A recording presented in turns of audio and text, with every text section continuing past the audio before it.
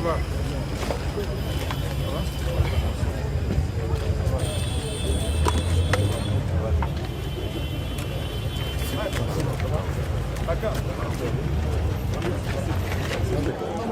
On y va. Papa, on y va. Chef, non, on va filmer, chef. Quoi que nous faisons là?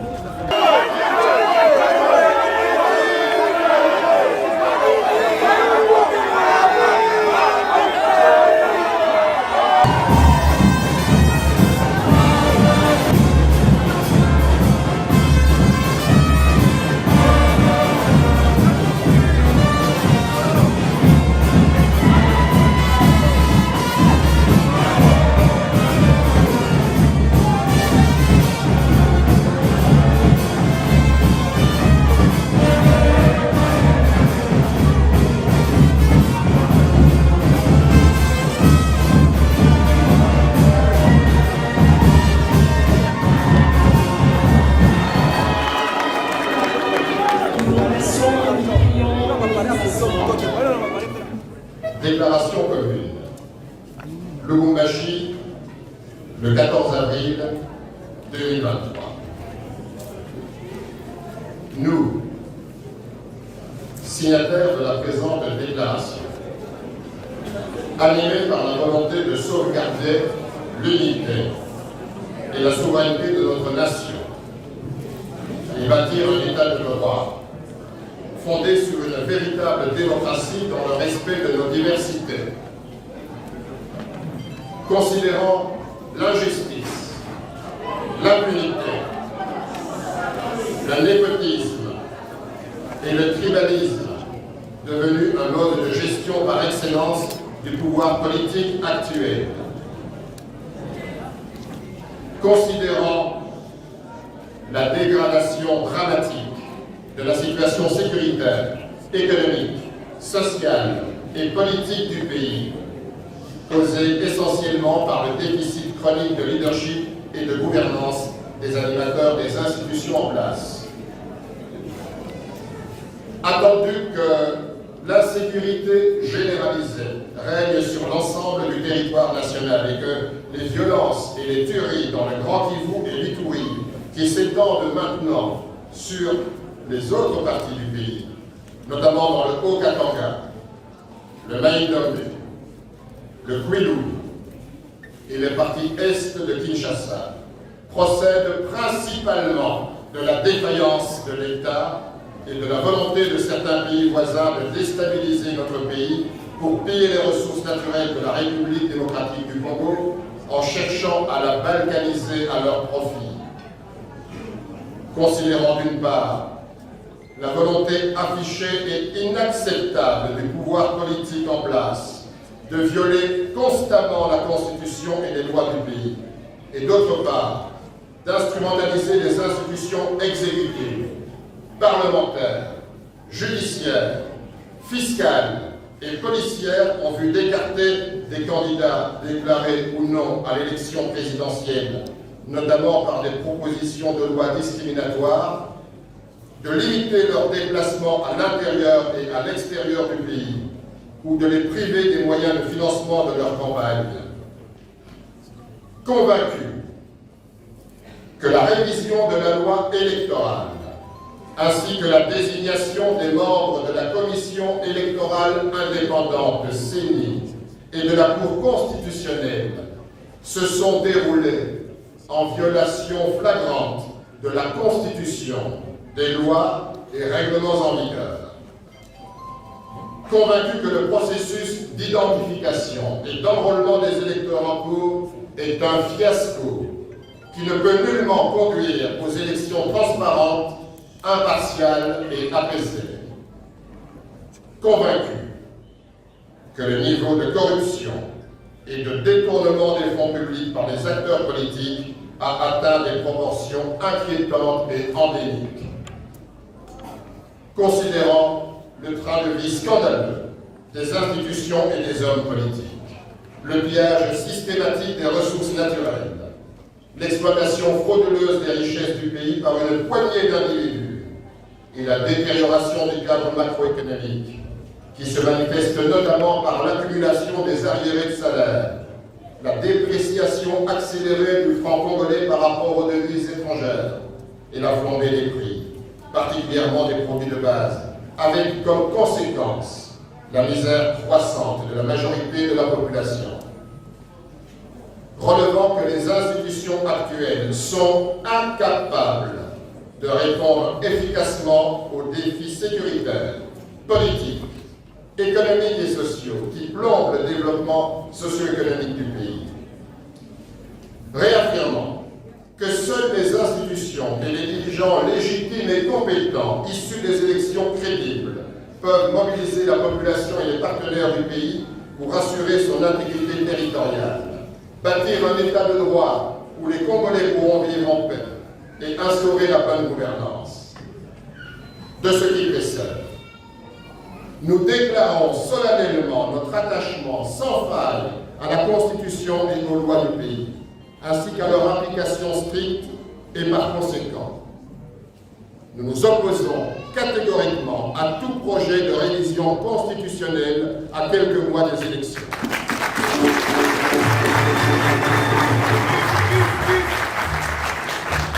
Conscient de nos droits et devoirs sacrés, fixés à l'article 63 de la Constitution pour la défense de l'intégrité territoriale face à l'agression actuelle, nous ne ménagerons aucun effort pour que la République démocratique du Congo reste unie et indivisible.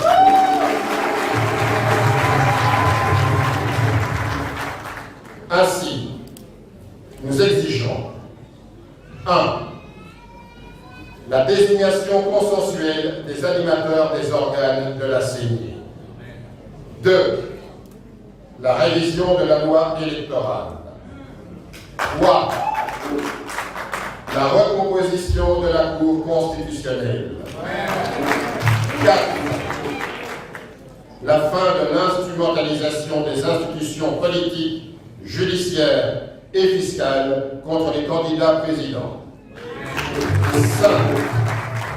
La fin des arrestations arbitraires. Hommes politiques, journalistes, activistes de la société civile et la libération de tous les prisonniers politiques. La fin des tueries dans le Grand Kivu, en Ituri, dans le Grand Katanga, dans le Grand Bandundu et à l'est de Kinshasa. 7. La conduite urgente d'un audit externe des opérations d'identification et d'enrôlement en cours en vue de la production d'un fichier électoral intègre reflétant les réalités démographiques de chaque circonscription électorale. 8. La présence des observateurs nationaux et internationaux pendant tout le processus électoral. Au nom de la population congolaise meurtrie, qui se sent abandonnée dans des conditions de plus en plus intenables face à des autorités congolaises qui s'enrichissent de manière scandaleuse, nous décidons d'unir nos idées et forces pour mener des actions communes en vue d'obtenir l'organisation dans les délais constitutionnels des élections transparentes, impartiales, inclusives et apaisées.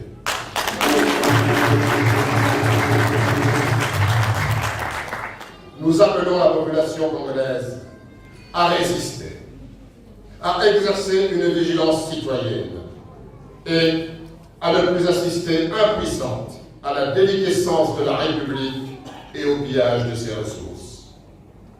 Dans ce cadre, nous, signataires de la présente déclaration, nous nous engageons à demeurer solidaires dans l'unité d'idées et d'actions pour faire aboutir la lutte du peuple congolais pour un véritable état de droit.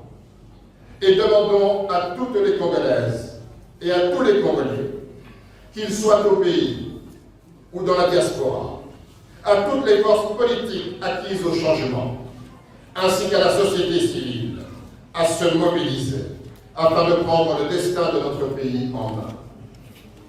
En conséquence, une série d'actions sera mise en œuvre pour faire aboutir nos revendications qui sont l'expression du peuple congolais tout entier. La première activité sera une grande marche le 13 mai prochain à Kinshasa pour dénoncer 1. L'insécurité grandissante, 2. La vie chère et la misère du peuple, 3. Le processus électoral chaotique. Il s'agit de la patrie et non des individus.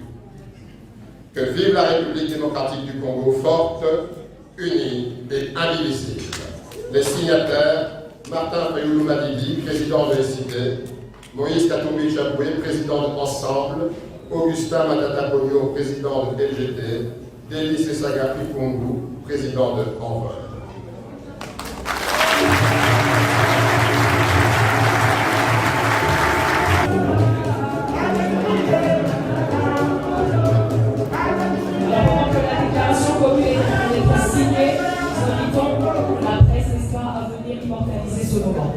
Merci.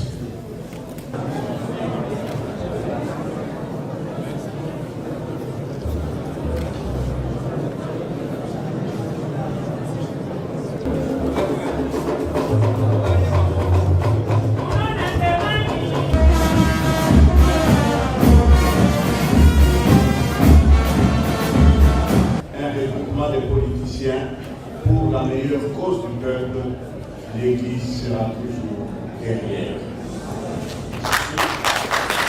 Mais nous ne voulons pas vivre le bénéfice macabre des ombres du passé. Souvenez-vous que vous avez été aussi à Genève et vous savez ce que ça a donné. Vous pouvez trahir le peuple de Dieu qui est devant vous. Vous pouvez vous montrer de lui.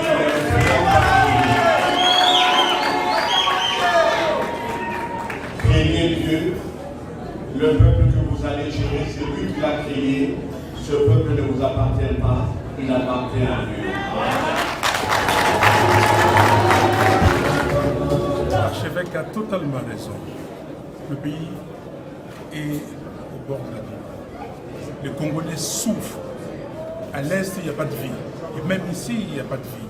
Nulle part, il y a de vie. Et ce que nous devons faire, nous Congolais, nous Congolaises, nous devons regarder ces pays-là que Dieu nous a donnés gratuitement, gracieusement, pour répondre aux vœux, à l'appel de l'archevêque. Ce que nous devons faire, et nous devons nous oublier. Nous devons tuer les moi qui existent en nous aujourd'hui et renaître réellement. Si nous renaissons, nous allons conduire ce pays-là et bâtir un Congo réellement libre, fort, digne et prospère. Le mot de l'archevêque a été clair.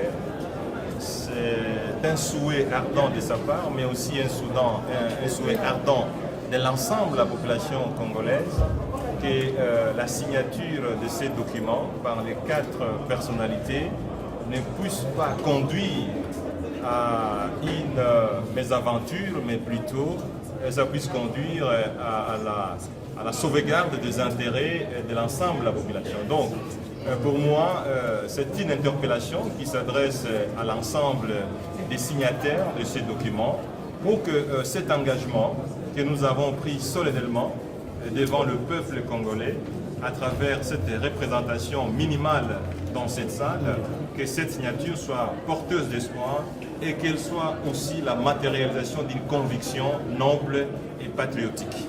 Nous devons oublier le passé, nous devons voir l'avenir, la souffrance de cette population. Sinon, j'aurais pris ma retraite politique. Mon grand problème, c'est la population. Si nous sommes ici, ce n'est pas pour nous, c'est pour défendre notre propre population. Regardez un peu la vie chère aujourd'hui. Les fonctionnaires de l'État sont payés à quel taux? À 900 francs congolais. Est-ce que vous voulez que nous puissions accompagner?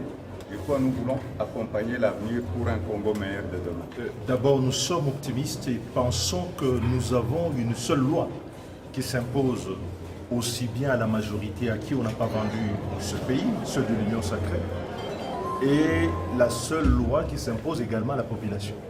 Or, depuis un temps, ce régime nous a habitués à gouverner le pays dans le mépris des lois, dans le non-respect des procédures.